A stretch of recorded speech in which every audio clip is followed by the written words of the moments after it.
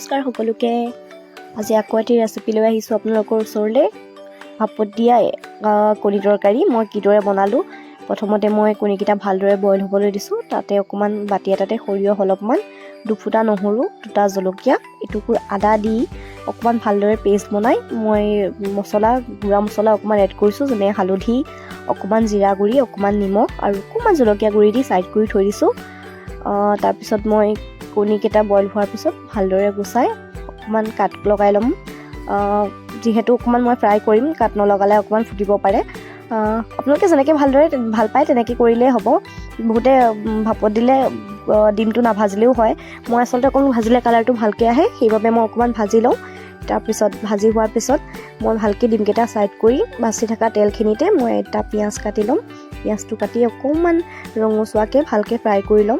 Fry কৰি side কৰি মই পিচি থোৱা মছলাখিনিতে অকণমান পানী এড কৰিম। পানী এড কৰি মই এটা ভাপত দিব পৰাকৈ টিফিন এটাত মছলাখিনি দি দিম।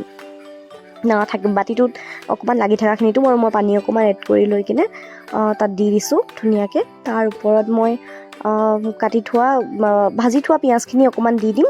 দি লৈ অকণমান মিক্স কৰি দিম ভালদৰে। মিক্স কৰি মই তাতে কণীকেইটাও দি দিম।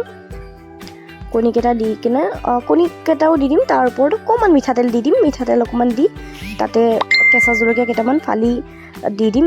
ইমান ধুনীয়া গোন্ধ আহিছে নহয়, এই গোন্ধটো মানে কৈছোঁ, ভাপত দিয়াৰ পিছততো ক'বই নালাগে, তাৰ আগতেই ইমান ধুনীয়া গোন্ধাইছে, তেতিয়াই খাওঁ খাওঁ লাগিছে। তাৰপিছত এনেকৈ জলকীয়া দি তাৰপিছত মই ভালকৈ টিফিনটো ঢাকন লগাই অকণমান পানী আগতেই অকণমান গৰম কৰি লৈ কিনে কেৰাহীখনতে মই ভাপ দিছোঁ। আপোনালোকে বেলেগকৈও ষ্টিম দিব পাৰে। মই তেনেকৈ দি তাৰপিছত ঢাকন লগাই দিছোঁ। মোৰ ভিডিঅ' ক্লিপবিলাক অকণমান কমকৈ লোৱা হ'ল, ভালদৰে লোৱা নহ'ল। চাওকচোন, ষ্টিম কৰাৰ পিছত ইমান ধুনীয়া লাগিছে দেখাত। খাবলৈ কিন্তু বৰ সোৱাদ লগা হৈছিলে। আপোনালোকেও এনেকৈ বনাবচোন, বহুত ভাল লাগে। আজিলৈ আহিছোঁ।